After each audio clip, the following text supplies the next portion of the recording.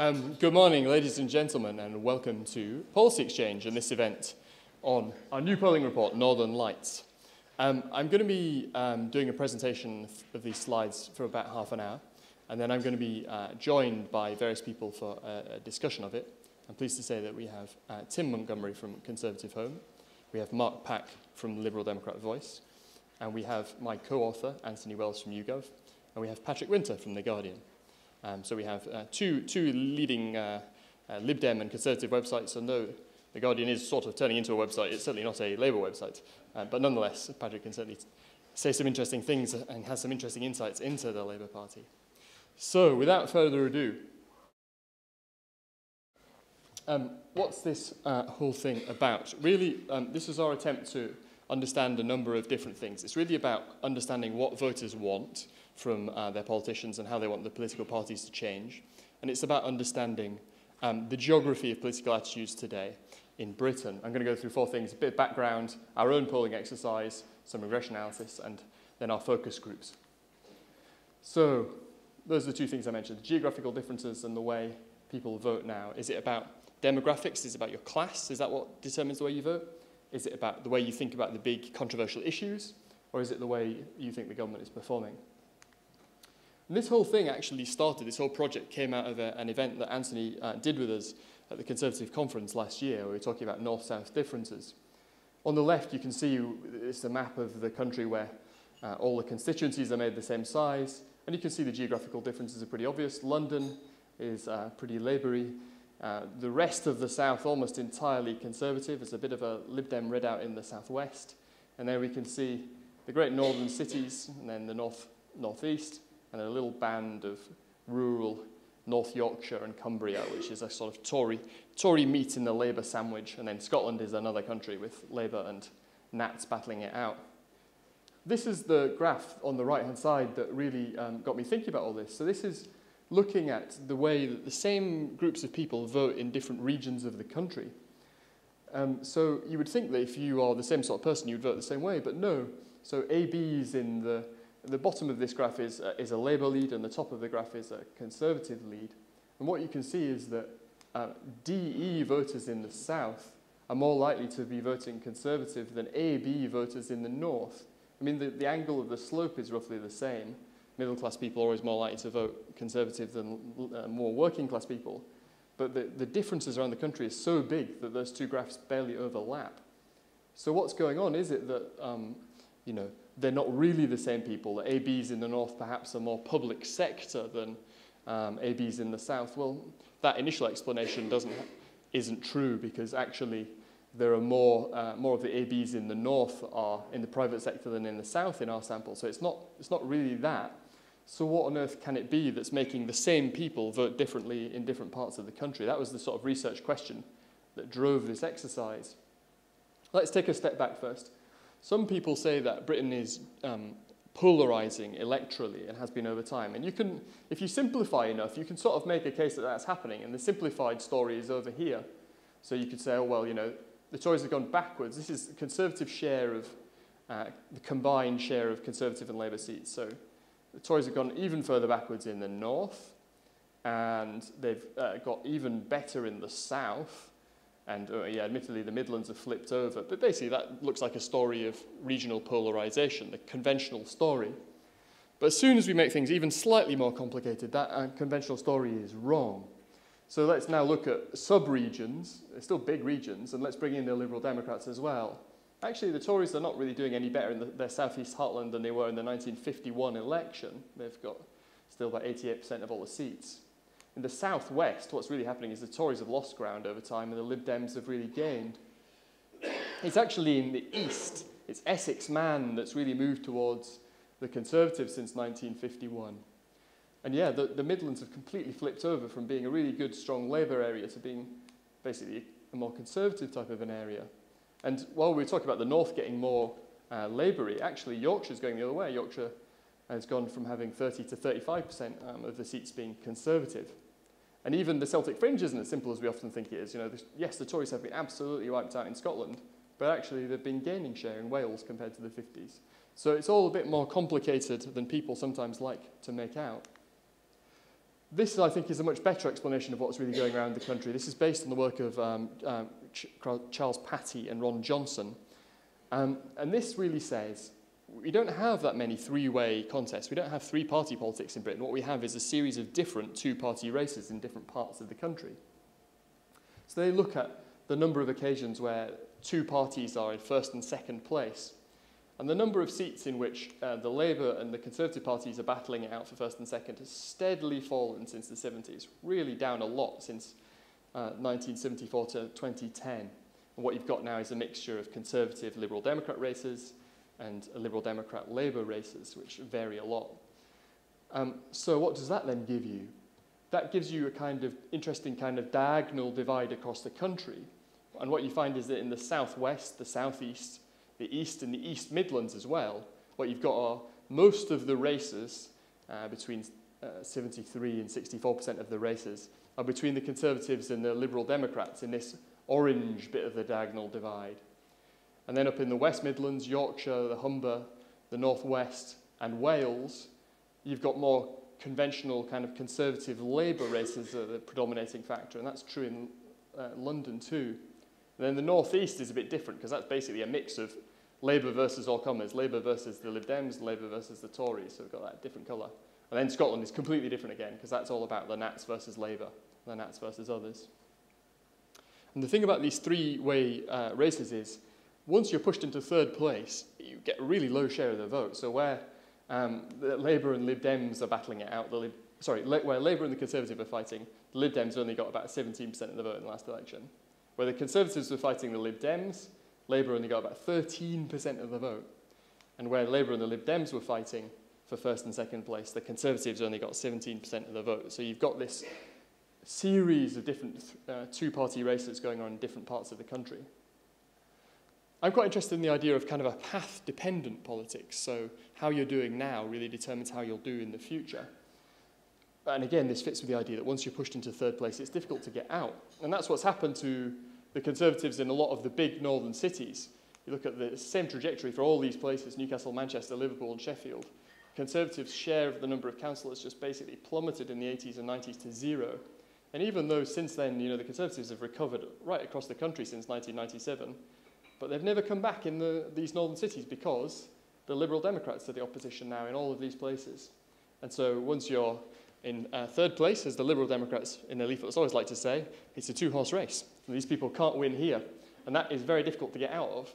Though it's interesting, here's four other cities that are quite similar economically. Leeds is no more successful than Manchester, really. And these are places where the Conservatives have managed to cling on, or even perhaps revive slightly. Much more competitive politics. So there's no particular rhyme or reason to it, but I do think this issue of path dependence is important. So going away from the geographical stuff, what determines overall, thinking about the nation as a whole, how people vote now? It's not class anymore, that's what these slides are telling you. Look back to the 1970s, the Conservative lead over Labour at the top here, and the Labour lead over the Conservatives, absolutely massive in different social groups. But look how they've come swirling together over time. And on the right, we present the same data in a different way, present the gap between those two things. The gap's absolutely collapsing. Basically, class politics is ending in Britain. Any of you who ever were a politics student will have been made against your will to write an essay on Peter Pultz's famous quote from the 60s. Class is the basis of British politics. All else is embellishment and detail. And that was true then, but it's not true now. Academics increasingly talk about performance politics. This is what drives the way people vote now. It's not class anymore. It's a mixture of how they perceive the competence of the government, particularly the competence of the party's leader, and their opinions on various controversial issues. They talk about this as performance politics, or the valence revolution in academia. And actually, it turns out, leader competence was always more important than we thought it was when we thought it was all about class. But look, class has waned, and then all these other things are still roughly as important. So opinions on issues, opinions on various other demographic type factors. And it's not the case that other demographics have really taken over from class as the main explanation of how politics works now. Two things are to note about class, though. One is the class gap in voting. Look, AB's, DE voters have become much less likely to vote than AB voters, and this is the gap opening up between them over time. Basically, working class people are dropping out of the electorate. what's going on there? Is it just that these people are cheesed off because it's the end of a long period of Labour government? Maybe in the actual document we go more into this, but actually I think there is an unexplained gap growing here. And something that's related to this is the fact that I think that anti-politics sentiment, which is very strong in the country now, is quite strongly linked to Labour's traditional vote, and particularly to the working class. And here's a poll question that YouGov did a while back. Peter Kilner did it with a Labour MP. Did these parties, do they care about you now, and did they used to care about people like you? So people never really thought the Conservatives cared about them, and they don't now. But people don't think Labour care about them now, but they think they used to. These guys used to be for people like me, and again in the focus groups that we did, that comes up a lot. You know, they used to be working class. You could identify with them, but they don't anymore. That might explain why they're not voting anymore. There's also much more recently, homing in on recent years, 2008 to 2012, there is a growing north-south gap in the Conservative-Labour lead, and that is basically explained because the Lib Dems have a particular problem in the north. They're really suffering up there. And the Labour's revival is much stronger in the north than it is in the south, hence that growing gap that we see over there. So, okay, with all of that in mind, our polling, what did we try to do? We tried to do all these different things here. In our poll, helpfully, this was taken in February, so you're still in the kind of Cameron bounce. And actually, we've got a nice blank slate because the two main parties are fairly evenly matched. The Lib Dems, the fact that they're on 9% at the moment makes it actually more difficult to say statistically meaningful things about them. Broadly speaking, all the things are as you would expect. The Tories doing better among higher social classes, the south, particularly outside London, rural areas, older people. There's not as much variation in the Lib Dem vote by different categories of people. It's basically highest for young people, the middle class, the highly educated in the south. And one thing I'd say about the Liberal Democrats is they've really changed. The process of going into coalition has really changed the people who vote for them. But 9 out of 10 people who voted Tory or Labour in 2010 say that they will do again. But only 35% of the 2010 Liberal Democrat voters say that. About 39% of them got off to Labour and 13% to the Conservatives. So the Liberal Democrats have changed, and we'll come back to that in a moment. Looking at some slightly less usual factors here, because you always see all those things about age and region and so on. And one thing I would say about our poll here is that we've boosted the sample in the north to make it more statistically robust. And I don't know if Anthony will talk about this. Broadly speaking, the regional cross breaks you normally see on a poll have such a small sample size they're almost meaningless. So we've tried to do things a bit more sophisticatedly here and used specific regional voting weights. But here's some other factors. So public sector definitely matters. Big Labour lead among people who only have public sector workers in their house or have any public sector workers in their house. People on out-of-work benefits, big Labour lead there again.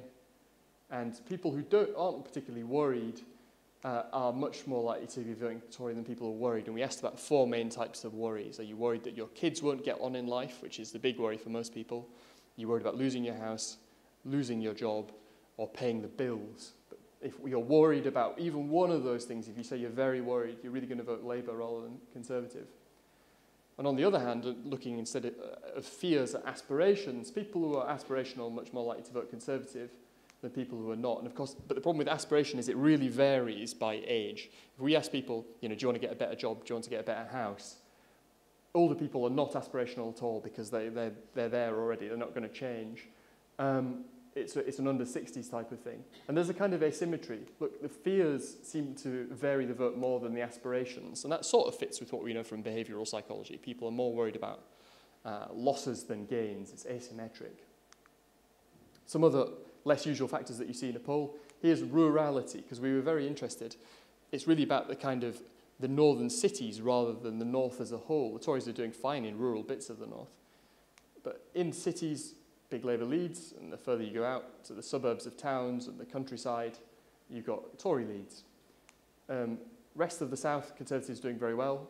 London, not doing so well, and the north, not doing so well. Of course, lots of commentary recently about how Boris is managing to defy that big Tory, big Labour lead in London by being quite different from the rest of the Conservatives. Housing tenure obviously still matters as well. People who own their own homes or on the way to earning their own homes have more towards the Tories than Labour. People who are renters are quite strongly pro-Labour, and people who are renting from local authority and in social housing, very trad Labour vote. education is a sort of funny U-shaped curve. Conservatives seem to do best among kind of people with middle levels of education. And so if we overlay these factors, if we layer them up on top of each other, you get bigger differences. Obviously, somebody in the north might also be more likely to be working class. They might also be more likely to be in social housing, and so on and so forth. Here we layer up just two factors. We're going to overlay the rural-urban divide and the north-south divide. And look, the Tories in the countryside in the north are doing okay. It's really in the cities and the towns that they're getting caned, and there's this big Labour lead. And there's a slight variation around the country, but if you look at the extremes here, so in the rural south, the urban north, Labour 43 points ahead, and in the rural south, the Conservatives 42 points ahead. Huge differences around the country. You almost wonder if these things are comprehensible to each other. These are sort of worlds apart. Sorry, I've managed to flip out of our thing. If one of our technology people can do the honours, that would be great. Thank you. That was quick, wasn't it? And that fits across that, what we're finding our poll maps perfectly across into how you see the seats turn out. So Tories do fine all across the south, be it rural or urban or suburban, they do fine. They've got a lot of those seats. But in the north, they only do well in the rural parts, not so much in the suburban, and terribly in the urban parts of the north. Here's one thing which I think is unique to our poll. So looking at people's different classes, their real social classes based on what they do as a job, A, B, professionals, D, the unskilled workers. This chart on the left plots how working class people feel rather than what they actually do as a job. And what you can see basically is that for any given level of real social class, the people in the north are way more likely to perceive themselves as working class than the people in the south. In fact, for the C1 category, those people doing the same jobs, they think of themselves as working class in the north, but middle class in the south. So it's not who you are, it's who you think you are. And you can see the same thing again on the right. So this is the gap between Conservative and Labour based on your real social class.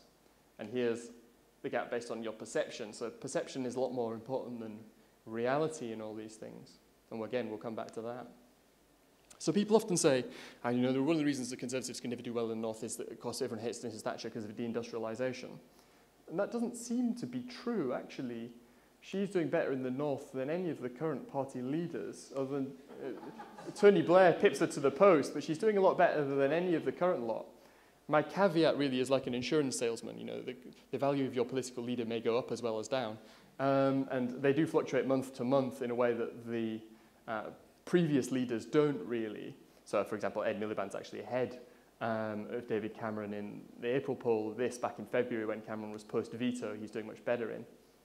I suppose the other thing I'd say is that people often look at ratings of Nick Clegg, I think, in a wrong way. So there's a lot more Labour voters than Conservatives out there, and when you look at the breakdown of these questions, they'll say, oh, I hate Nick Clegg. Well, of course you do, you're a Labour or Conservative person. If you look at how people are rated by their own party voters, actually Clegg's doing a lot better. He's somewhere between the ratings of the Labour people and the ratings of the Conservatives. And I think you can also see that traditional Tory thought. Tories used to always be perceived as very loyalist to their leaders. And there's a bit of that here. They pretty much, at this point, they still love David Cameron and they love Mrs. Thatcher. Whereas Labour voters not very grateful to Tony Blair for winning them all those elections on the trot, really. They're not giving him much of a bonus. And in fact, they're giving him a bigger markup compared to the whole population. Sorry, they're giving Tony Blair a smaller markup compared to the whole population than they are for Gordon Brown. And again, it's part of this kind of resentment of Blair in the Labour Party. They're not giving him the credit I think he deserves there. Where are they on the different spectrum? I think the interesting thing about this is people still see the Liberal Democrats overall as being slightly to the left. This is the political centre, and everybody, normal voters, put themselves right in the centre, precisely there. Once upon a time when populists used to do these polls back in the last decade, what you'd find is that Tony Blair was here, right in the centre, and the Tories are way off over here in the lunatic right. Now there's basically, Labour about as far away from the centre as the Conservatives. So the Conservatives still slightly further to the right than Labour are to the left. Looking at the different parts of the country, it's not huge differences, but broadly speaking in the north, the Liberal Democrats are perceived as exactly where the population is as a whole. The centre is slightly to the left in the north and slightly to the right in the south. It's not big though. So in the north, for example, the Conservatives are perceived as quite a long way further from the centre than Labour are. And the same is true in reverse in the south. But there's an opportunity there for the Liberal Democrats. It's not obvious that people would still think of them as a slightly left-wing party, or very close to the centre even. But they do. So what do people want? Is it that people want different things in different parts of the country? Is that what's explaining these gaps? And the reason I'm not showing you the north-south gap on a lot of these things is that it's not huge. Broadly speaking, everywhere in the country, the cost of living is the numero uno issue. Reducing energy bills in particular, even though fuel duty's got more press attention, is the big deal. It is true that these things are even more the top priority for working class voters and people in the north. It's up to about 60% less in the north. And women particularly are most moved by all the cost of living stuff. They really feel squeezed. In focus groups, people are just pouring their heart out about, trying to reduce my shopping every week. And they feel really squeezed at the moment. And of course, this poll here, we've taken it down from the traditional thing of saying, what do you think of the issues facing the nation as a whole, to what do you think about you and your family, which is why things like crime and health and the like are kind of mid-table. And the academic evidence, again, is that this kind of perspective, for what could politicians do for you and your family, is at least as important, if not more important, than those big issues facing the nation. And again, this sort of fits with the anti-politics stuff, because most of what goes on in politics is just completely baffling to most people. It's some guy you have never heard of is going to resign or not resign. It's all about the way the game is being played. And it doesn't really affect whether somebody's going to empty your bins. So, cost of living, absolutely the number one thing, and not huge variations around the country. There's a slightly unfair thing in here. At the last minute, I thought, oh my God, we haven't asked anything about mayors, and we really should. But I've basically made a mess of that because I've dumped it into this. So this process issue here, creating a mayor, is competing with a whole bunch of outcomes. And of course, people want an outcome, not a process. I take this with a pinch of salt. I don't think this means people don't necessarily want mayors. Then we hit people with a whole bunch of kind of wedge issues. So instead of just what do you want, what are your attitudes to some very controversial things? And we gave them these choices, agree or disagree, and we phrased the questions in very controversial, divisive ways to get as big a difference as we possibly could. Okay, so anti-politics sentiment, pretty high. 81% of people agree that politicians don't understand the real world at all. And that sentiment is strongest among Labour voters and manual workers. Actually, Conservatives don't agree with that statement, but Labour and Liberal Democrat voters really do agree with those. Sorry, Lib Dem and Labour voters don't agree that the political parties... Sorry, I've got this all wrong. Conservatives don't agree that the political parties are all the same these days, but Lib Dems and Labour voters do agree with it, which is why people overall do agree with that statement. But it's quite interesting that, again, this sense that they're all the same these days, that's a kind of more Labour voter type of sentiment than a Conservative voter type of sentiment. Looking at housing, people no longer, if they ever did, think that rising house prices are a good thing. They think it's a bad thing. And funnily enough, old people, who you might think would have the most to gain from this, are the strongest in thinking that rising house prices are a bad thing, because they really worry about their kids, their grandkids being able to afford a house. People still think that low interest rates are a good thing. And I was interested in whether that had changed around in recent years, because you get some stuff now in the papers about how savers are being punished by low interest rates and so on. But people basically still think that low interest rates are a good thing. And they really think we need to build more houses. Labour voters, working class people particularly think we need to build more houses, but Conservatives agree too. So people overall do tend to think that the public sector get paid better than people doing equivalent jobs in the private sector.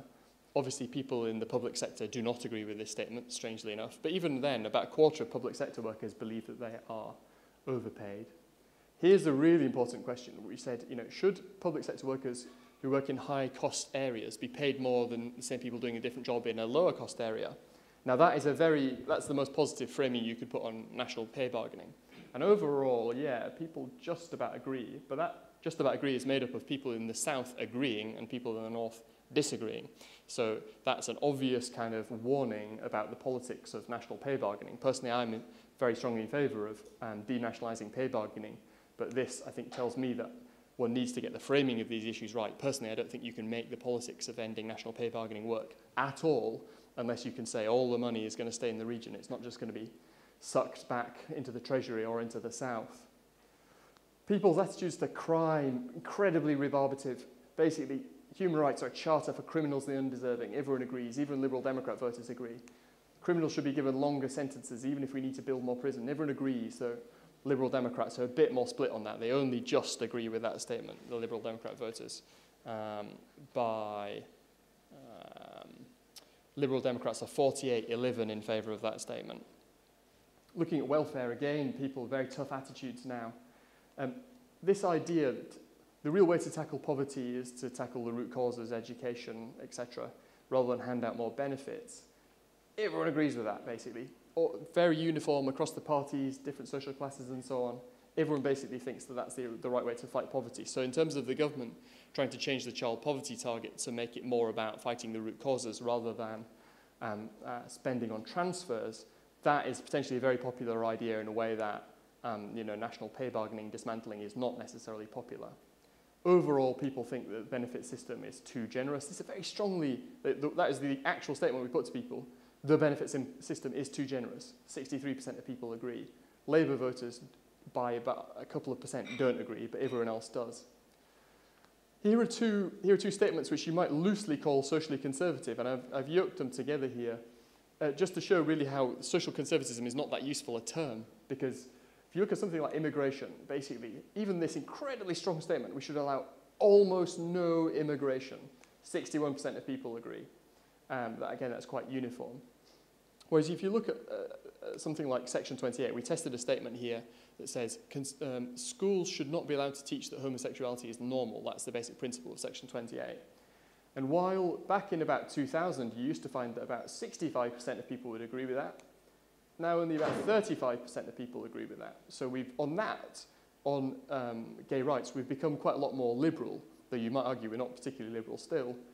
But on immigration, incredibly tough attitudes, so completely different answers to those. The last bunch of statements are some quite specific things that I just think have some either regional resonance or some kind of wedge resonance. Everyone thinks we should favour manufacturing over other sectors. I mean, again, it's a strongly worded statement. Conservatives actually are very into the idea we should favour manufacturing. You might not think that they would be, but they are. Private healthcare, most people would use it. People are quite positive about their local councils. Wherever you go, north or south, they think that it delivers reasonably good value for money. This is a lot more divisive, green stuff. So conservatives do agree, and Liberal Democrats disagree that, quote, so-called green policies are mostly a waste of money. But again, overall, there's a lead for that now. I mean, the kind of we should spend more on dealing with the environment is not a good pitch today in a way that it might have been in 2006. So the winning move in that debate is, cheaper and greener, which is a series of work that we've been doing here, explores that kind of theme. Don't say, we're going to spend more on the environment, because people don't particularly like that. With this statement, perhaps you might spot the deliberate mistake here. I just wrote a big, long article about how everyone's too London-centric, and then I've put a question in this poll that says, building the high-speed rail line to the north. Because it doesn't go to the north. If you're in the north, it goes to the south. And you will have spotted the obvious logical flaw. And I think the reason I made that mistake is because that's seen as the coalition's symbolic pro-northern policy. But even in the north, people don't think it's a good use of money. I think it's actually 53% of people in the north disagree. So if that's the kind of big pro-northern policy, it's not going to work. And pessimism, Britain's future is going to be better than its past.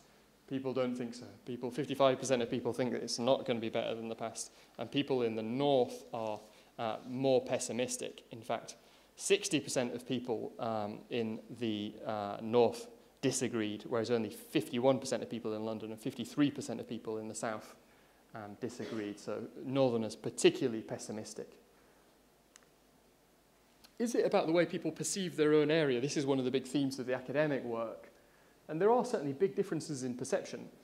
We asked people about how they thought about their area, and we left it up to them to define what they thought area meant. So this is a net figure you're getting here. On the left, it's people disagreeing. On the right, it's people agreeing. So people in the north don't think they're more prosperous. People in London feel more prosperous than the rest of the country. People in the north think unemployment's higher. They think it's lower in the south. And all these questions were framed, do you think compared to the country as a whole, your area is such and such? People in the north feel very hard done by in terms of public spending. And these two questions taken together, I think, are really interesting. Basically, everybody massively agrees that their region is paying in more to the government than it gets back. raising an interesting question about who exactly is taking more out, but presumably it's the Welsh or someone who are taking it all out. But there's a difference between this paying in and getting out and the perception about how much is spent. So it's particularly a perception that not enough is spent in the north.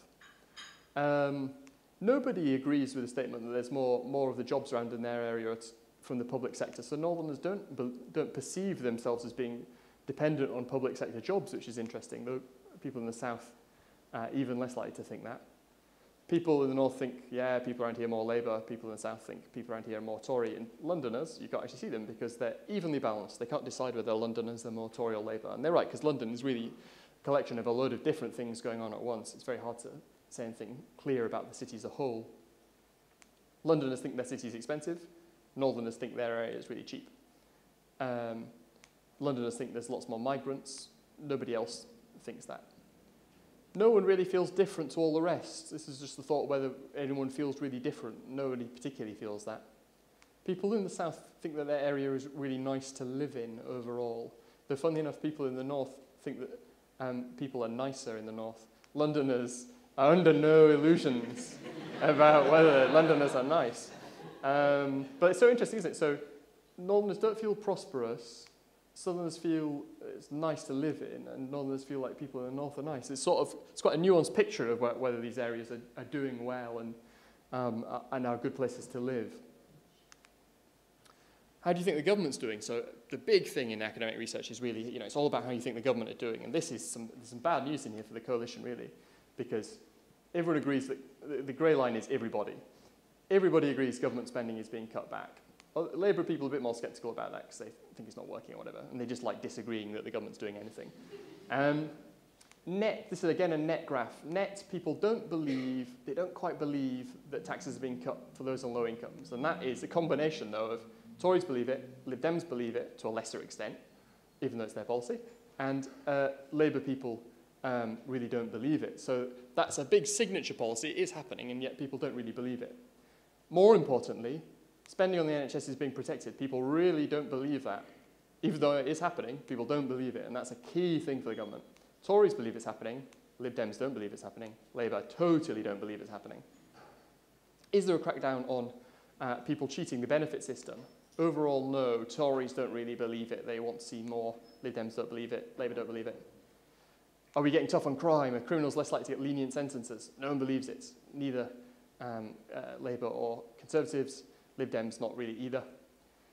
School standards and discipline being improved? No, absolutely not. Labour, again, don't agree. Even Conservatives don't agree that schools are being improved by Michael Gove. Number of immigrants is being reduced. No one believes it. And unemployment is falling. Absolutely, almost evenly, nobody believes unemployment is falling.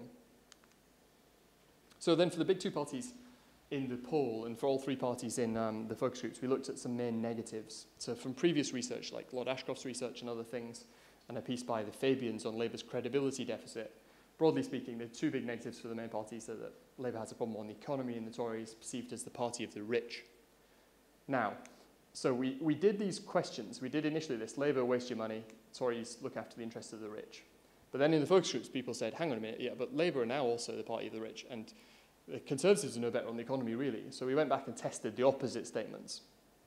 But broadly speaking, Labour people are more likely to agree that Labour waste your money and can't be trusted on the economy than the Conservatives. People still think it narrowly about the Conservatives, though. It's not that they think Conservatives are great, but that gap there between thinking that they can be trusted and not trusted on the economy is bigger for Labour. So it is true that is a big negative for them.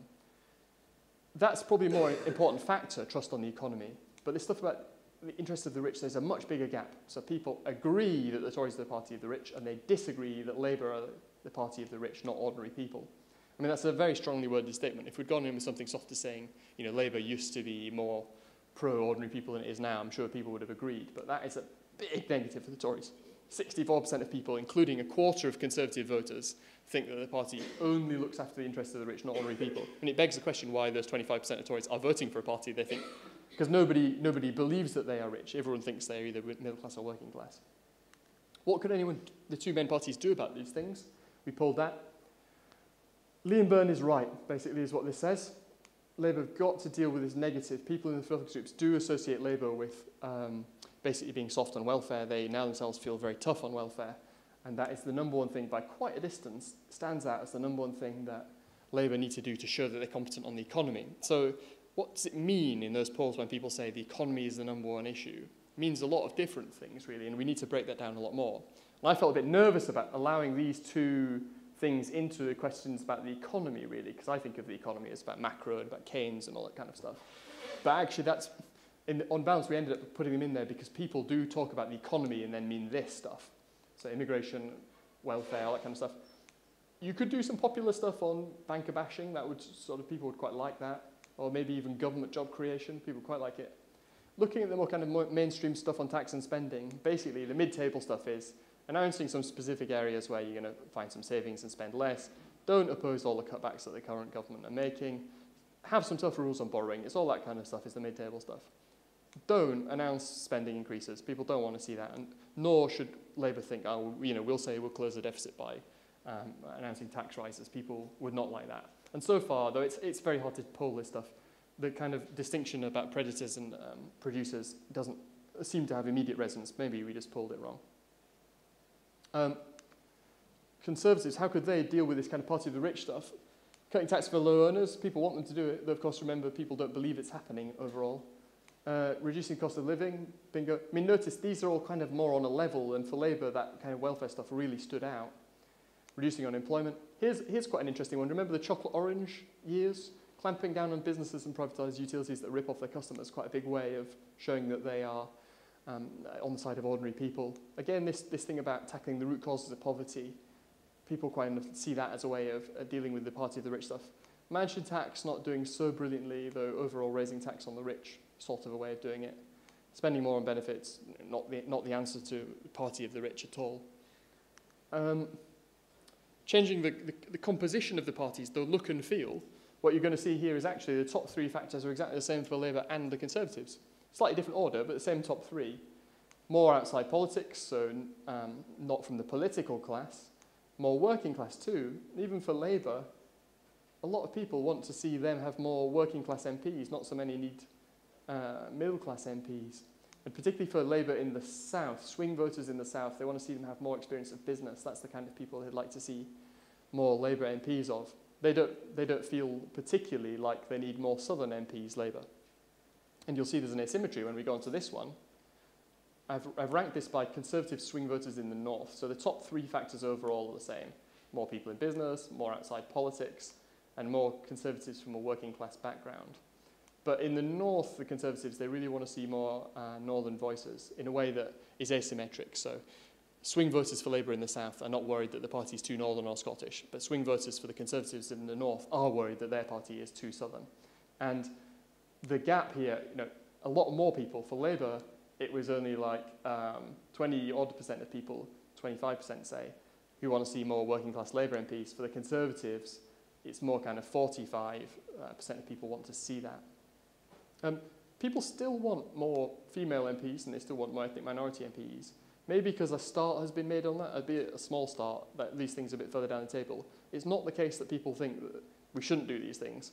In fact, very few people say none of these things are a priority. But it's more just that these things are even more important, more working class and more from outside the political class.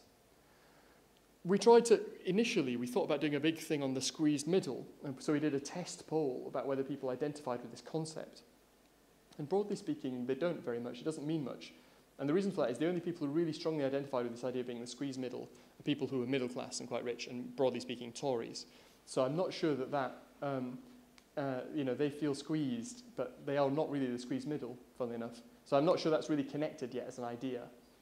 We tested that classic New Labour trope, hard-working families, which used to be in every single Labour press release. And loads of people agree with that. I'm sure I suspect they pulled it before they said it. I'm just saying. But we can actually beat New Labour its own game. If you say ordinary working people trying to get on in life, even more people agree with that. Everyone thinks that they're ordinary working people trying to get on in life. And the gap between these two things is explained by the fact that people who are single rather than in couples don't think of themselves as hard-working families, because the word family is putting some people off. These other terms we use in politics all the time, strivers, People kind of identify with that, not very strongly. Aspirational, people don't really identify as being aspirational, partly because all people are absolutely not aspirational. And the idea of being upwardly mobile is a total yuck. People don't want to be a yuppie. Definitely not me. I am not upwardly mobile. So let's try and pick apart all these factors that are all layered up on top of each other now, who you are, the demographics, how you think the government's doing, what your attitudes are. So here's the north-south gap. Here is how much more likely you are on the y-axis to vote Conservative rather than Labour if you're in the south.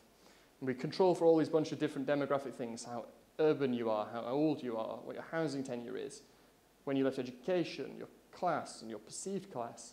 But we only managed to get rid of a little bit of the gap, really, through basically this sequential regression analysis where we're trying to control for more and more things as we move to the right. So all these demographic things in, we've still got this big gap. Once we plumb in the real local unemployment rate, that explains a big part of the gap. It really is about unemployment in your area.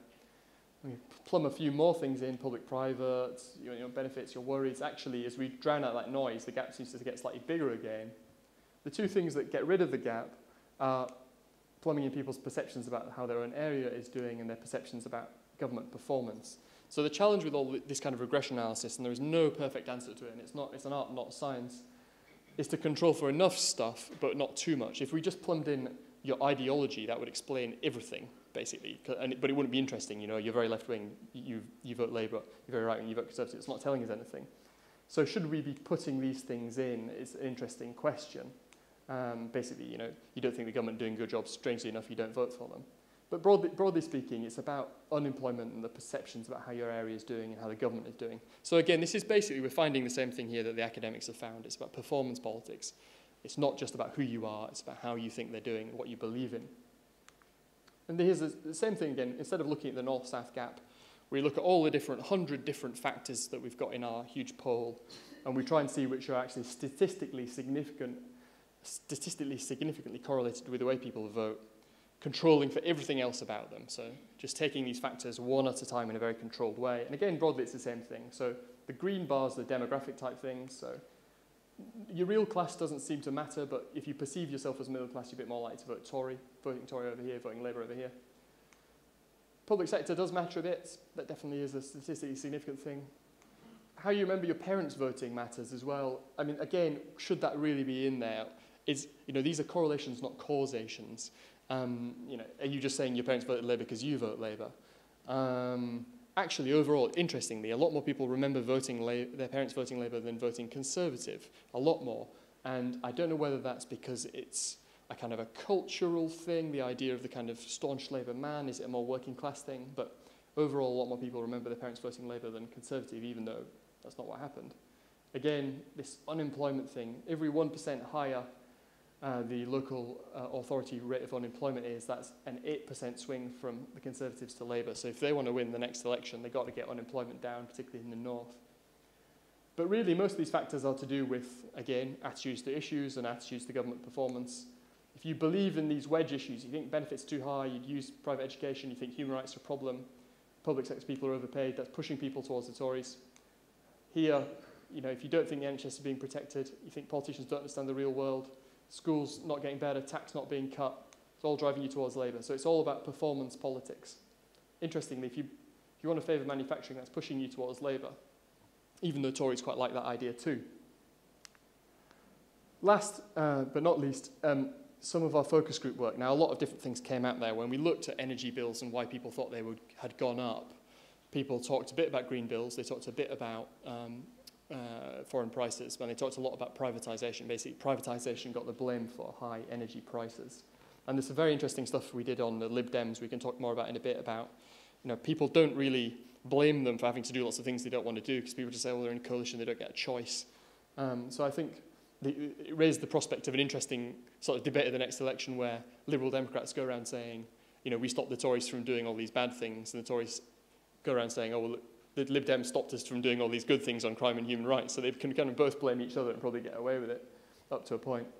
But here's the other really big thing from the focus groups, and you listen to people, and they slide around between all these different issues, and they're all connected by the idea of fairness. So people say, the welfare culture, that's driving all the crime, and the fact that, there's all these, criminals got too many rights, and, there's no authority anymore. Kids answer back to their teachers at school.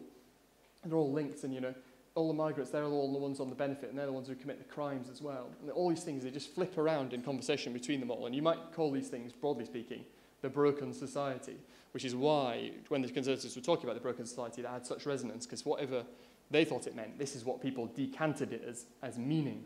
And these things have really been sharpened. I've done focus groups like the last 12 years. They've all been really sharpened by economic pressure. So people say, you know, I'm doing less shopping every week, and these people, they're getting up at 12 o'clock every day, opening a can of beer, smoking a spliff, and watching Jeremy Kyle all day. And they're so angry about it, and it's all sharpened by their own economic pressure, building up to something really quite strong. And also disappointment now in anti-politics too. So they say, well, the one group of people we thought might actually do something about this, the Tories, they come in and, as usual, they've not done anything about it. And so I'm left, particularly on the migration stuff, where there's some crazy stuff going on. You know, people have always loved talking about migration in focus groups. A friend of mine did a focus group on mobile phones, and people started to talk about immigration. People love letting off steam about it. And one of the reasons for that is they feel like there's a taboo, and they say things like, there's a woman in one of the groups we did in Birmingham saying, you know, I don't know if anybody else, once they start talking about it, I don't know if anyone else has noticed, there's all these interesting emails going around at the moment, aren't there, you know, how we're going to be in a minority by 2050. And there's this kind of sort of forbidden discourse that people think that they're having. And that all fits in with the anti-politics too. And this, I think, is really just building up to something. You know, if politicians in the mainstream parties can't show that they get all this stuff, somebody really nasty is going to come along, because they're really ready for someone who, it feels to me, who's kind of economically in the middle, but will respond to their social authoritarianism and their cheesed offness about all this kind of stuff. So, anyway, a lot of anger out there. My conclusions, if there are any. What would I do if I was a political party, really any political party? So I would try and feel more northern and working class, particularly if I was the Tories. I'd make the cost of living the #1 priority. I try and understand all this stuff, but it wouldn't be advisable to do that from a weak position. If the Conservatives started talking about all this stuff now, I slightly worry that people would think they were being opportunistic. I would change the child poverty target. I think there's strong support in every political party for something more about tackling the causes of poverty, not doing transfers. I'd be showing my love for manufacturing. I'd probably be re-emphasizing and dramatizing the fact that there are these low-income tax cuts. Richard Reeves, I remember saying, you know, every Liberal Democrat minister in every interview, whatever the question is, should always say low-income tax cuts. You know, like the kids on University Challenge years ago who just said Karl Marx to every question, no matter what it was. You know, they should just always mention this incredibly popular policy that no one gives them any credit for. I'd support small shops in high streets. And again, listening to focus groups, people's perceptions of how the economy is doing is so driven by their local high street. And they see loads of, particularly in the north, loads of closed down shops, charity shops, cash converters, you know, sell your clothes for money type of stuff, cash your gold. That's very depressing. So, you know, allowing the shops to be turned into housing, doing other stuff that will support the high street has a bigger resonance than I thought it did, because that's how people perceive how the economy is doing. I would do the stuff about rip-off companies. I think there's a lot of popularity in there. The Lib Dems and the Conservatives should clearly do something about green bills, so they've got something stronger to say about getting energy bills down. But again, dealing with complicated tariffs. Ed Miliband is clearly mining in the right place there with his attacks on the Big Six. He's definitely got that one right. I would really be doing a whole second leg to welfare reform rather than just universal credit, which is quite a technocratic reform.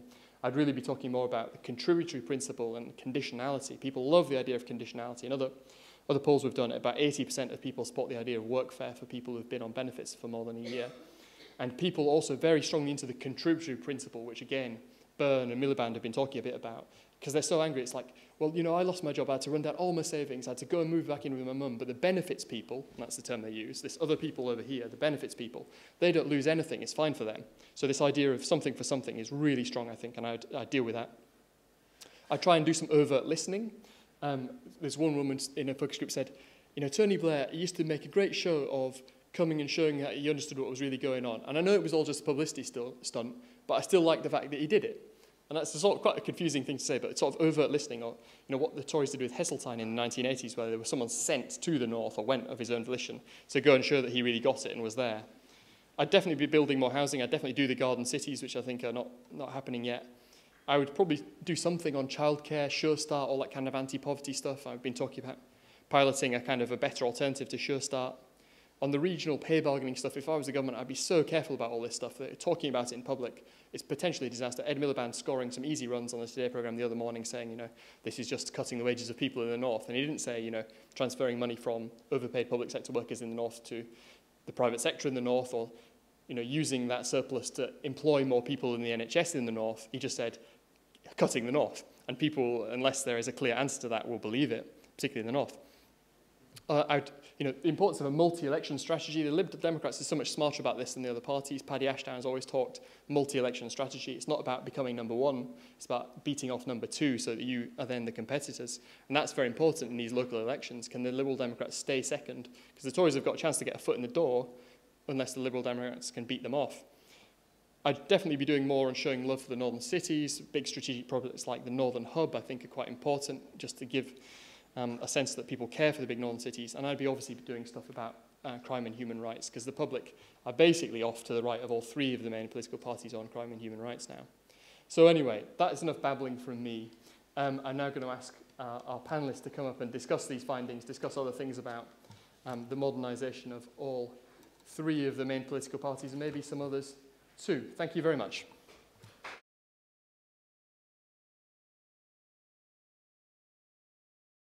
So we've got a bit of time for kind of discussion around the room and some kind of short reactions from our panellists.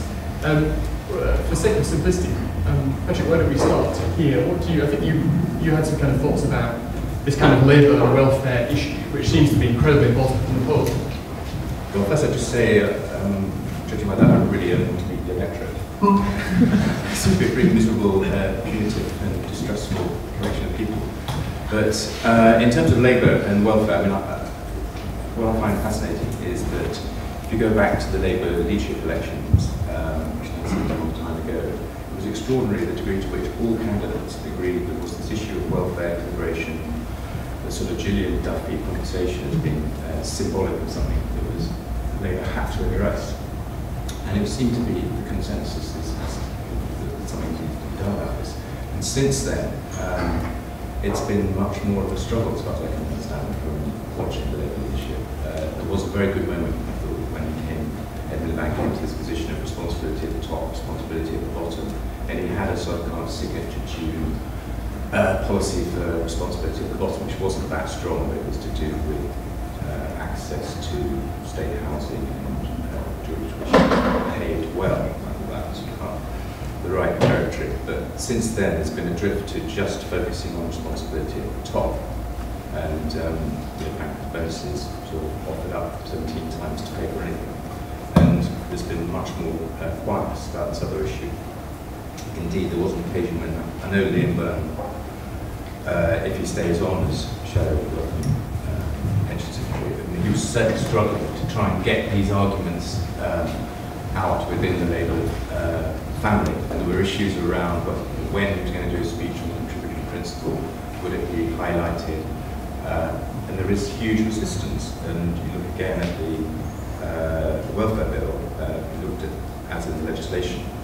There was a big debate within the Labour Party about whether to support the welfare cap put forward by the George Osborne, and they decided against, thinking what's it's called regional welfare cap. And I just think that I've had conversations with Edmund about that, and he says, well, I personally feel, as Edmund, that if you look at what are the issues that why are people unemployed, it's because there's a lack of demand in the economy. It's not because there's an issue about people being lazy or punitive or feckless. I can understand that argument. But I think he is temperamentally very, very nervous of this territory. There's a passage in Jonathan Powell's book where I think Jonathan Powell sent to Paul Brown to try and get him to do a speech on immigration and on welfare, and it's Ed Miliband in particular. He says we don't do those kind of speeches here. We're not going to play the Tory game. And there is a kind of feeling which these are kind of conservative issues and not Labour issues, so he won't go there.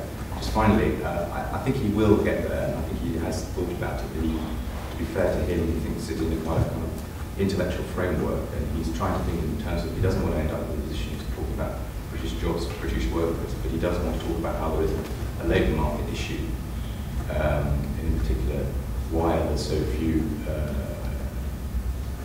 British people getting jobs down south. When you go to any cafe anywhere in London, it's always someone with the striver from Eastern Europe, the striver from France. So there's a labour market issues there.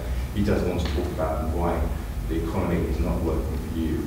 But yeah, I personally feel it's been incredibly slow to get there. It's not for lack of discussion within the Labour entourage about this. It's just political will. Do you was going to Mark? Yeah, I was struck sort of listening to those figures about a rule of thumb I remember learning from sort of Alliance and then Liberal Democrat candidacies in the late 80s and early 90s, which was that if someone had, you almost didn't have to knock on somebody's door, that as long as you could see the car outside the house, if it was a small house, big car, Tory, big house, small car, decent chance there might be an Alliance sort of dead voter. And that sense that people's sort of outlook, their attitude, tells you an awful lot about their political preferences beyond, as you were saying, the sort of simple top-line stuff we're used to. I think it's been around for quite a long time. Personally, I've always quite liked it, because one of the things, the existence of those factors has meant that their general neglect in terms of national media coverage about politics has been that very often at election time you're able to get really very good odds on individual seats. And indeed, I am at the moment wearing, my clothing this morning is testament to that fact. I've made some nice money from the bookies in the past on that, but I think the media are waking up to it. I think it does, however, raise a bit of a problem for the media, because the figures in this report and that we saw about the minority of seats being Labour-Tory contests, I mean, that's not new, although it's growing, and I did a similar calculation before the last election, which looked at three-way marginals as well, and even throwing them in, the majority of seats just were not Labour-Tory marginals. Now, I understand, it's easy to understand why if you're a national media journalist, you think of politics as predominantly being about,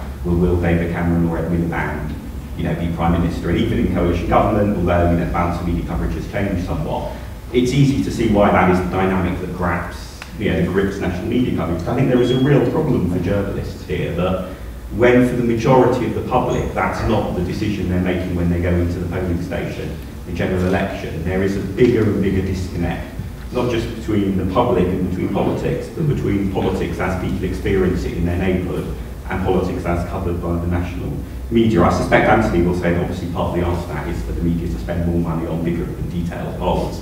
So that's the full story. The other thing that struck me was this question about,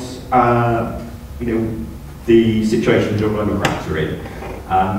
And particularly, and I noticed what came out in this poll, as I've seen in other polls as well, is that the position the Liberal Democrats are in at the moment, although there are some former Lib Dem voters who are now vote Labour who say it's dreadful the Lib Dems have moved massively to the right, etc. That's not the view of the public overall. The Lib Dems are almost spot on in the perfect position in the political spectrum in this poll, as indeed in other research, and that being seen as being having moved to the left or moved to the right, that's not the Lib Dem issue. And I think the Lib Dem issue much more with those sort of low-income Liberal Democrats, people in some of the big cities, particularly in the north, who used to be really unhappy with the way Labour ran councils.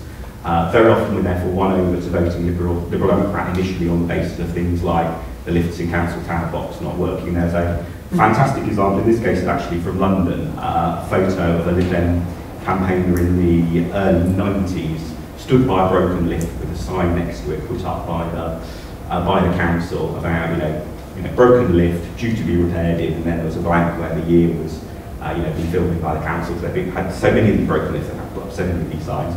And the date when it was due to be repaired was 15 years away in the future, and that sort of neglect of local public services actually at a local level often drove people from Labour to the Liberal Democrats, just as ironically at the national level often drove people from Tory to Labour. And I think that, that legacy, as those graphs are showing, is still very much there in the local government base.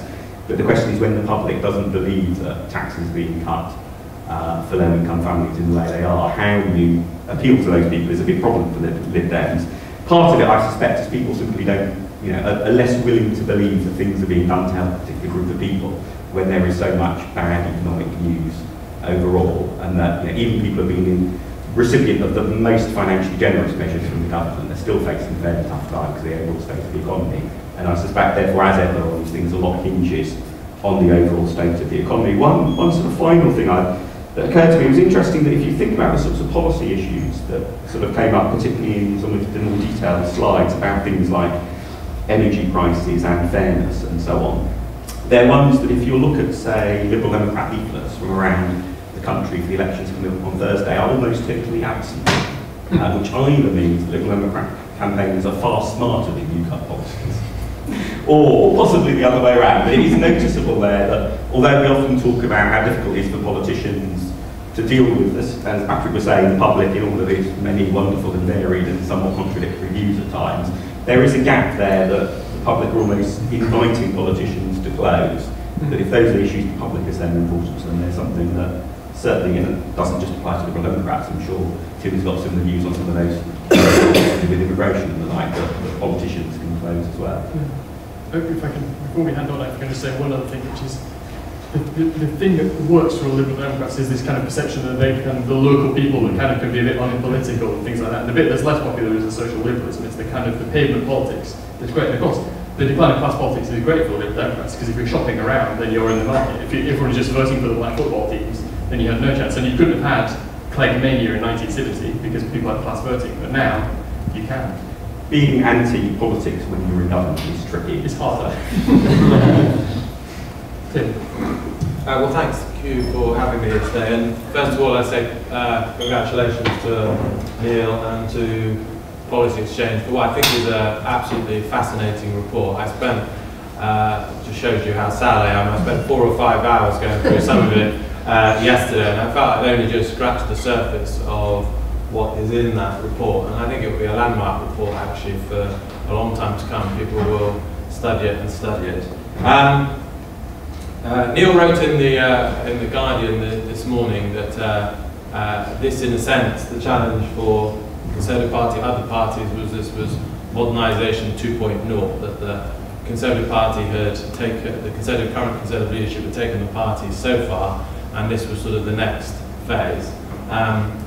Neil is more of a diplomat than I am, and I actually, my reflection on it, contrary to what Patrick says, is I like a lot of what this revealed about the British electorate. Not everything, but this is an electorate that I think a Conservative Party can command if it gets its policies right. And why I'm less generous to the current Tory leadership than what Neil wrote in the Guardian is that it was absolutely clear that the Conservative Party needed to change when David Cameron took over.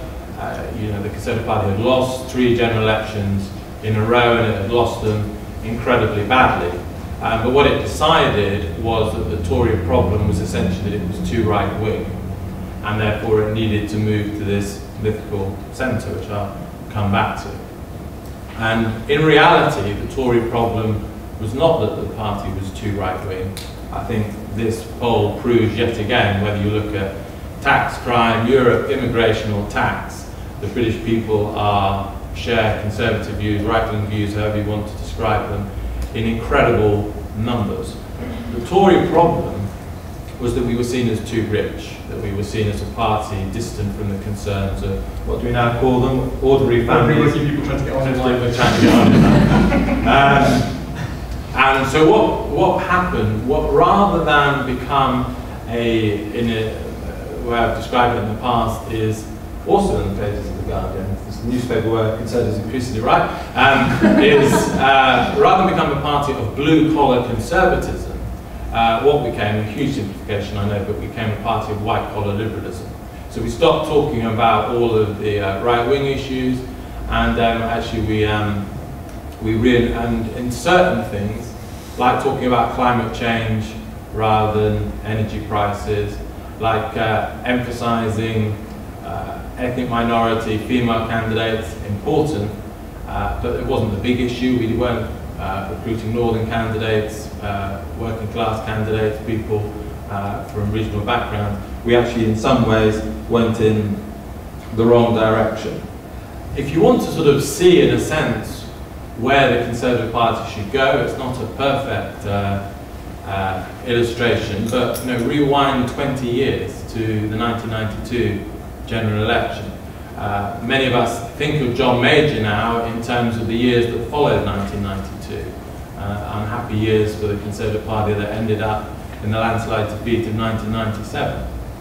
But look at what the party offered in 1992, when the party won more votes than it had ever won previously or ever won since. Look at the broadcasts of John Major, this man who said, you know, there's a long journey from Cold Harbour Lane in Brixton to Downing Street.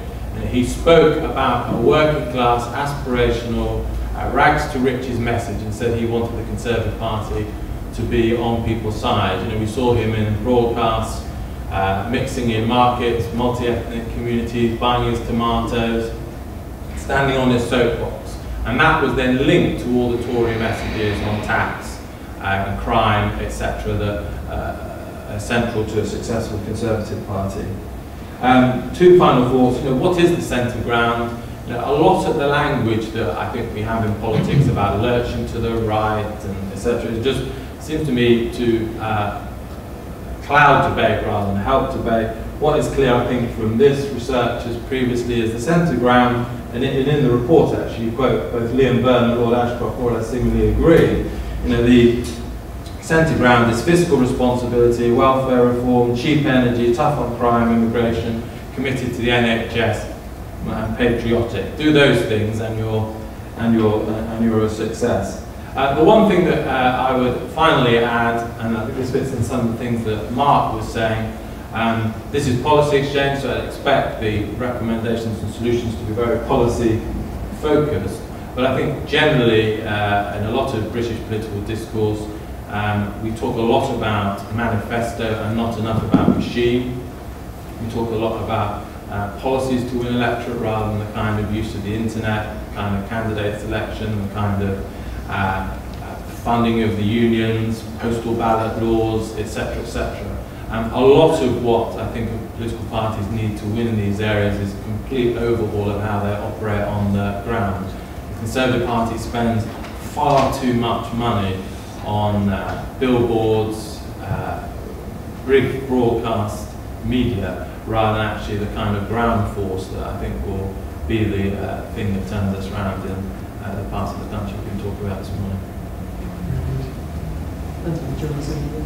Yeah, as Neil started his presentation by saying, this initially came out from somebody at the Conservative Party conference, which was about how the Conservatives can recover in the north, and asking the question of trying to explain that great big difference we saw at the start of how middle class people in the north, in the south, vote Conservative, middle class people in the north vote Labour, and what explaining this big difference. We've seen some answers here, largely class isn't such a driver anyway, how people's perceived class is more important than actual class, how things like local levels of unemployment make a difference. But I think that the answer for why the Conservatives face such a problem in northern cities now comes down to the graphs that Neil showed about local councils as an example.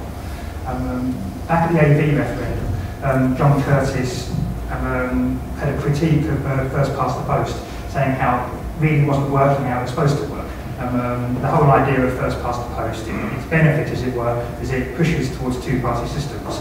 If people go around voting for a third party first, it doesn't get any seats. If it does get any seats, it doesn't get any power. So people eventually learn it's not worth doing and stop doing it. So you always have a two-party system.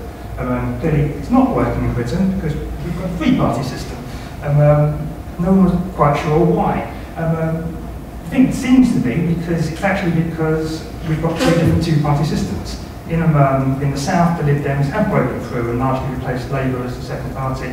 In the north, the Lib Dems have broken through and largely replaced the Conservatives as the second party. And since it's not really what policies the Conservatives can do to get themselves back in the north, what's keeping them down is the thing that kept down the Liberal Democrats for decades and decades and decades. It's being, well, the Liberals for decades and decades and decades. It's being the third party and not being able to break through. So there's no easy policy answers or different MPs or anything like that that can get the Conservatives back in the north. They're a third party, it's just incredibly difficult to do. And their big hope now is just that with the Liberal Democrats in a horrible position, they can decline past the Conservatives and get them past them back in the game. Maybe they thought that would be the AV referendum. Yes. The other thing I wanted to mention was the Blair and the Liberal Democrats both being in the middle of that left-right spectrum in people's perceptions. It looks similar, it's actually very different. When Blair was bang in the middle, that was actually the average of people on the right tended to see Tony Blair as being just right of centre and agreeing with me. People on the left tended to see Tony Blair as being just left of centre and agreeing with me. With Nick Clegg, it's the exact opposite. People on the left look at Nick Clegg and see him as someone on the right. People on the left look at people on the right see Nick Clegg and see him as someone being on the left. So Tony Blair was all things to all people. Nick Clegg is no things to no people. Anti-Blair, fortunately for him. I see. We've got, I know Patrick is about to race off to go to the lobby briefing and things, so we've got a little bit of time for questions and answers. If you want to put up your hand and say who you are and where you're from, we might take a couple at once. Sir in the first row, and a mic may be brought to you, but it's being hastily repaired back in the room. Why do you ask your question anyway? Speak loudly if everyone can hear me. Sam Wheeler, just with a view towards regional pay differences and also thinking of elected mayors, at what point does the sort of democratic legitimacy start to break down for the government? If you have a situation where whole swathes of the northern cities vote Labour and keep voting Labour, by what right does a Conservative government entirely based in the south of England get to change the NHS in this area, enforce schools and education policy in this area? Of course, this does apply to Scotland, Wales and Northern Ireland because they are anti-talking about devolution. So where does the democratic deficit, if at all, kind of here? Who wants to take that? I mean, my answer to that would be, of course, it's not the north and the south. We've already talked about the cities versus the urban bits. I mean, not every single part of the UK can be totally autonomous, and of course somebody is going to get outvoted in any democratic election. You're sort of right to his point, but I think it's more about if you have autonomous city governments, how much should their powers be strong enough to override the wishes of national government? I suppose that's the challenge and the promise of all these kind of devolutions, making them strong enough. I mean, at the moment, I don't want to say that the problem is the opposite. And the mayor is going to be strong enough that that even becomes an issue that they clash with the national government. Or are they going to be a kind of watered down version of London's mayor, which is not arguably that strong? So I don't know, that would be my answer. It's just striking that everyone is voting very shortly on these referenda, and we don't actually know what powers that they're going to be in, which seems to be cart before the horse. I don't suppose most people know that these referenda are happening. The turnout will be absolutely reasonable, I imagine. Gentleman in the telegraph, and then the gentleman in front of him.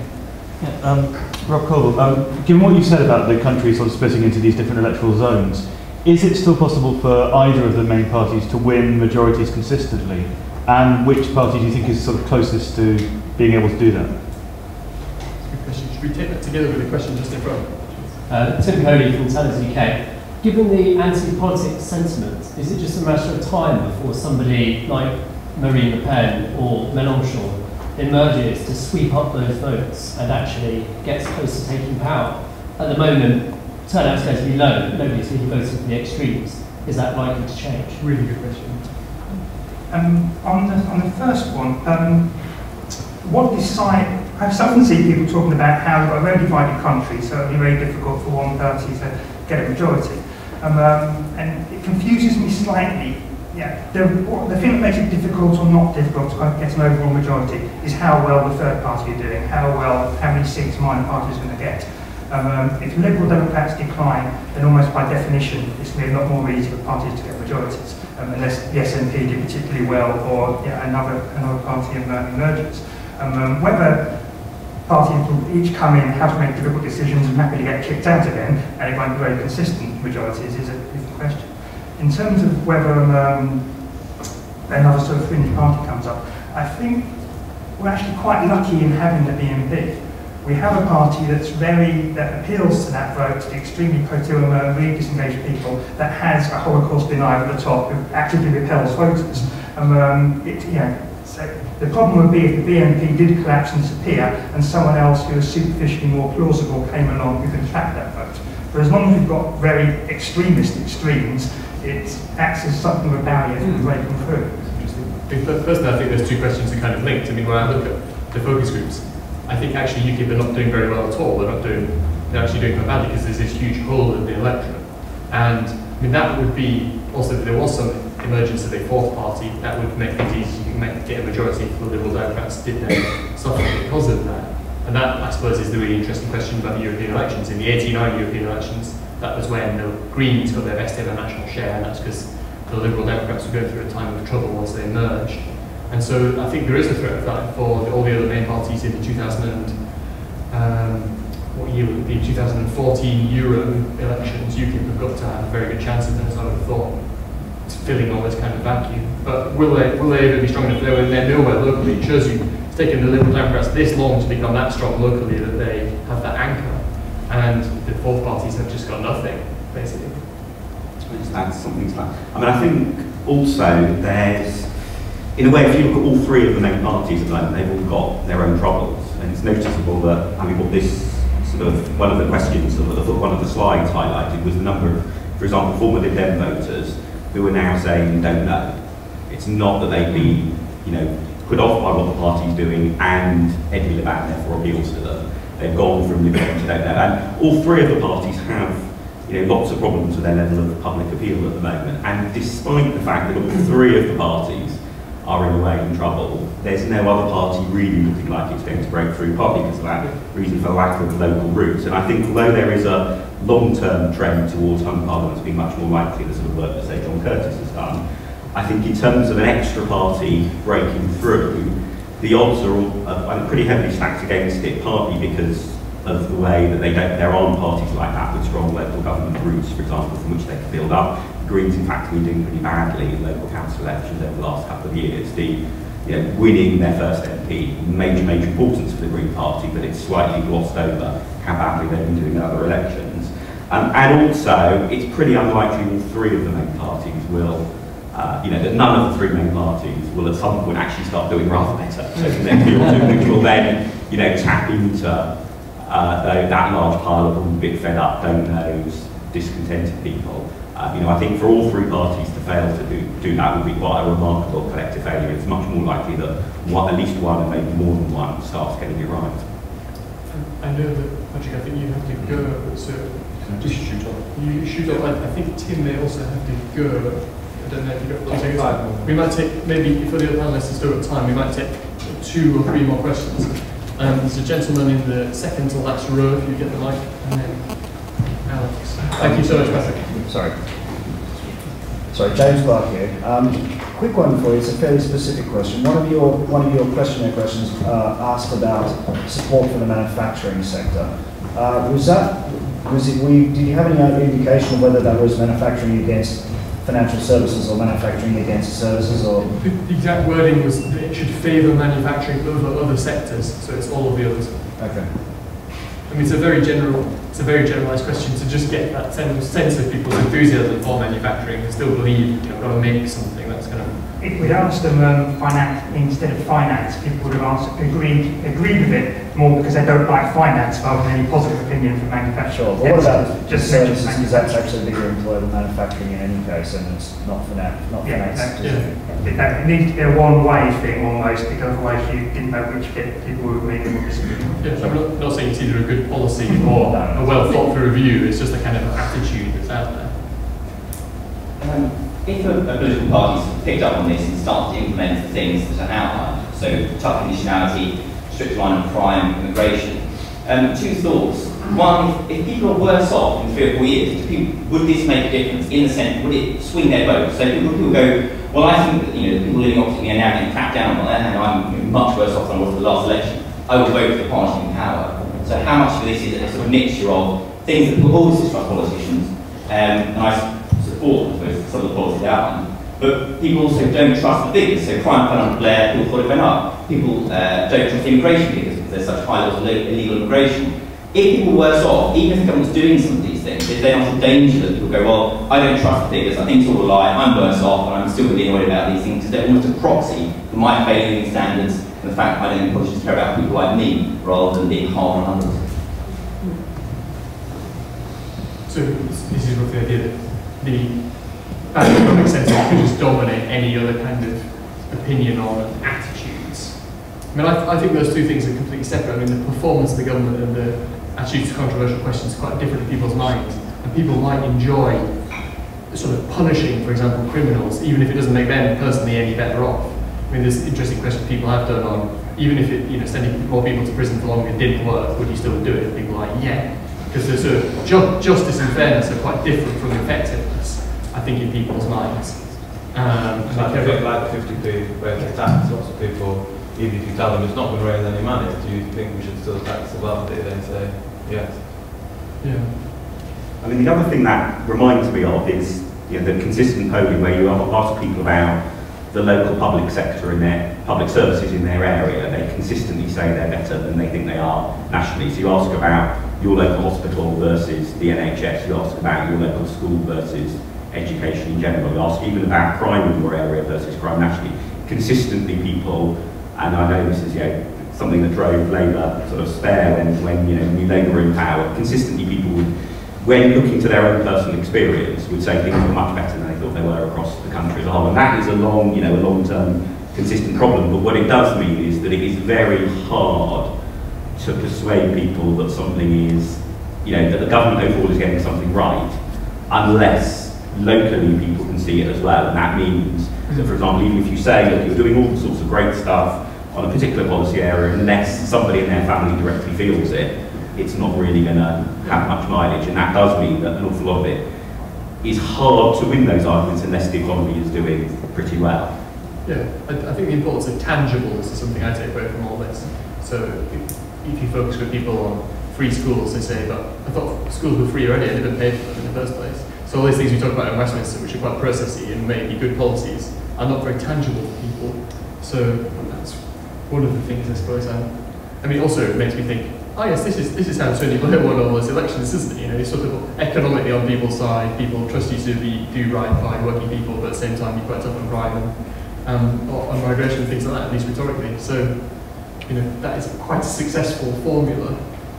It's not hard to see why you won in 1997, 2001, and 2005. You wonder really whether the formula has changed, and Andy has a view on this, but one of the things I'm just I don't know the answers to at the moment, but every event, the way the media covers it, I don't know how many people here are on Twitter, but every event seems to be bigger than the last in the way it's responded. And in the last 6 weeks, we've had the pasty tax, the charity tax, the ground tax, the controversy over minimum alcohol pricing. We've had party donors, avocado. We know what they all are. And they all react huge, and every Rob's newspaper, the Telegraph, now has banner headlines that used to be the same size as the Declaration of War for almost everything that everything that happens. And what I'm still trying to work out is I think ultimately it will be that Blair formula that will choose whether a party is re-elected. It will be, am I richer than I was 4 years ago? Am I safer?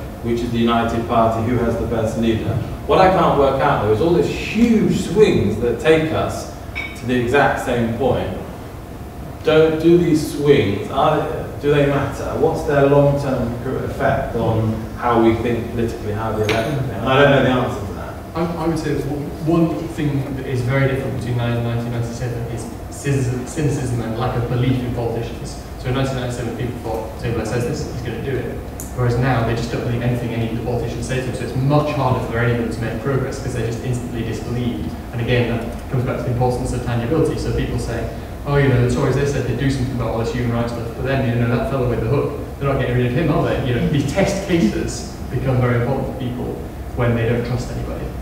1997 it coincided rather than with the drop in turnout. In many ways, it was the last time we sort of had a moment of Obama-ish hope and optimism in politics. And there was a Conservative government perceived as very sleazy and failing, and all the many criticisms of the 1992-1997 government. And Blair, people pinned lots of hopes on and perceived as someone who'd come in and change things. And of course, as all politicians know, he's perfect and he failed in many ways. And that hope was never fulfilled. When it got to the end of the Labour government and David Cameron coming in, few people pinned that same level of hope and optimism on David Cameron. People are just cynical. He just wasn't as bad as the other guy. But I guess, one lesson I think from that, or one implication from that, is that Labour are unlikely to do that well until they move on to the next generation of politicians. Because the only way you can try to be the new, hopeful, changey person is if you're not somebody with a long national political track record. And you know, it's no coincidence that Labour did it under Blair when they had somebody who was essentially new to the political scene, and John Smith and indeed Neil Kinnock, for all their many virtues in many different ways, didn't manage it because they weren't new figures. They were both well-established national figures.